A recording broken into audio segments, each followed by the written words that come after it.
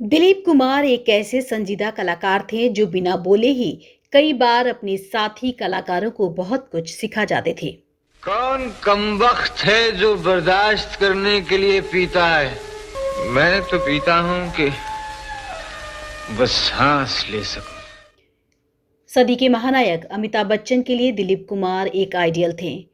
अपने ब्लॉग में अपने बचपन के दिनों की बातों को साझा करते हुए अमिताभ ने लिखा था, जब मैं छोटा था तो एक रेस्टोरेंट के पास दिलीप साहब को देखकर ऑटोग्राफ लेने के लिए दौड़कर ऑटोग्राफ बुक लेकर आया था। क्या आप जानते हैं, जिसके लिए इतनी दीवानगी थी उसके साथ सिर्फ एक ही फिल्म में साथ काम किया। इतना ही नहीं, उस फिल्म में हमेशा हीरोइन बनने वाली राखी ने अमिताभ की मां का रोल निभाया। चलिए म्यूजिक में आज बताते हैं इसका पूरा किस्सा।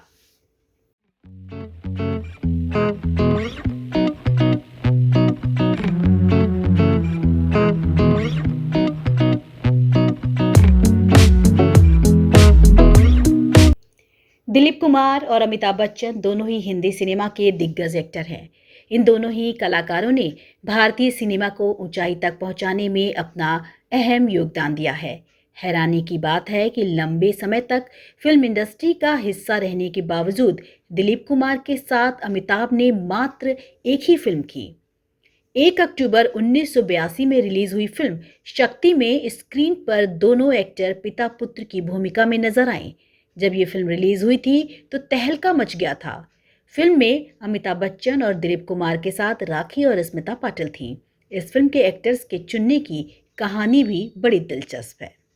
मांगी थी एक दुआ जो कबूल हो गई।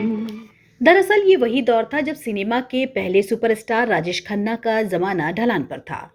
प्यार मोहब्बत से भरपूर फिल्मों की जगह अब दर्शकों को जंजीर का यंग एंग्री मैन पसंद आने लगा था। जंजीर, शोले, दीवार जैसी फिल्मों के बाद अमिताभ बच्चन नए दौर के नायक के रूप में जलवा बिखेर रहे थे, तो वहीं दिलीप कुमार का करियर ढलान पर था। दिलीप साहब दूसरी पारी में दमदार भूमिका की तलाश में थे। ऐसे में दिलीप और अमिताभ का साथ काम करना अपने आप में एक खबर थी। जो बात गलत है वो गलत है। तो सारी जिंदगी बेरोजगार रहूं मैं। क्यों? क्या तुम इतने गए गुजरे हो कि तुम्हें किसी ऐसी जगह नौकरी नहीं मिलेगी कि जहां ये बेईमानी के धंधे न होते हों? इस फिल्म में सिवाय दिलीप कुमार के सभी एक्टर्स की तलाश आसान नहीं रही। शक्ति में डीसीपी के दमदार रोल के लिए दिलीप कुमार मेकर्स की पहली और आखिरी पसंद थे। चूंकि दिलीप साहब का रोल बेहद दमदार था, लिहाजा उनके अपोजिट नए एक्टर की तलाश की जा रही थी। साल 2015 में फिल्म फेयर को दिए एक इंटरव्यू में रमेश सिप्पी ने बताया था कि हमने एक नए हीरो का ऑडिशन तो ले लिया, लेकिन वो दमखम कहां से ला पाते जो किरदार की मांग थी। इसी बीच अमिताभ बच्चन को पता चला कि हम एक ऐसे किरदार की तलाश में हैं, तो उन्होंने पूछा कि मुझे क्यों नहीं लिया। तो मैंने साफ साफ बता दिया कि आपका रोल सीधा है, उसमें लार्जर देन लाइफ की गुंजाइश नहीं है। लेकिन उन्हें दिलीप कुमार के साथ काम करने का आइडिया पसंद आ गया और फिर राखी को अमिताभ की मां के रोल के लिए मनाना पड़ा। कहा गया कि दिलीप साहब के साथ काम करने का दोबारा मौका फिर कहाँ मिलेगा। मांगी थी एक दुआ जो कबूल हो गई। वहीं पहले नीतू कपूर फिल्म की एक्ट्रेस थी।